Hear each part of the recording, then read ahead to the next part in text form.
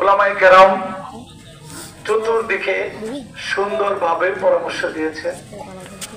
যেহেতু আমাকে মুরব্বী আহ্বান করেছিলেন, ভারাক্রান্ত হৃদয় নিয়ে হাসপাতাল থেকে আপনাদের কাছে আসছি। শুধু একটা কথা মনে রাখবেন, ফিতনা দুই ধরনের হয়ে থাকে। একটা হলো পারিবারিক ফিতনা, আরেকটা হলো সামাজিক ফিতনা, দেশীয় ফিতনা। তারা যে ফিতনা এদেশে শুরু করেছে, এটা ভারতের তৈরি করা ফিতনা।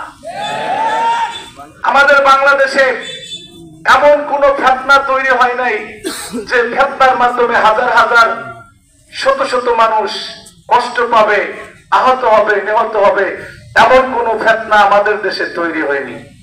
কাজেই ভারতের তৈরি করা ফিতনা বাংলাদেশে উলামায়ে কেরাম আর চলতে দিবে না।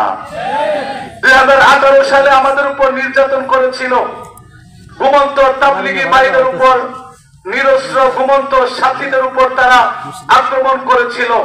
তখন আমাদের উলামায়ে কেরাম পরামর্শ করেছিলেন কর্মসূচি দিবেন, কিন্তু স্বৈরাচার শক্তি তাদের উপর ভর করেছিল বিধায় সেই কর্মসূচি আমরা দিতে পারি নাই। কাজে এতদিন পর্যন্ত তারা তাবলিগ করেছে, তাবলিগ করে নাই।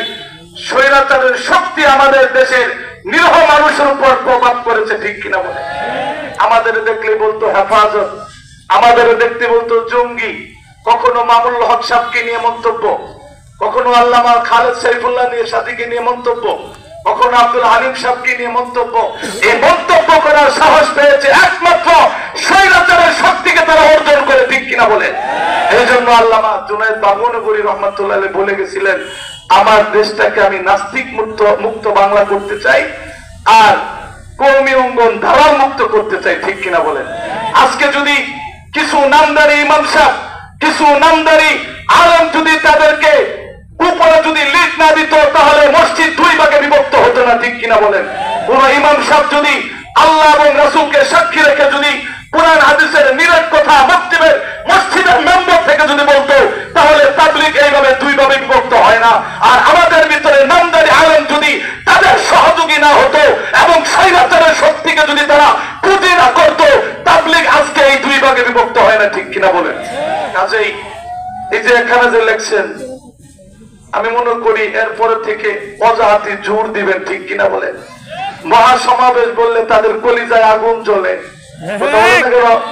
এই যে এসেছেন পুলিশ ভাইয়েরা, বিগত পুলিশদের বলতো, স্যার আমাদের সাথে তো অমুক আছে, স্যার এটা জঙ্গি, স্যার এটা হেফাজতের নেতা, একে অ্যারেস্ট করেন।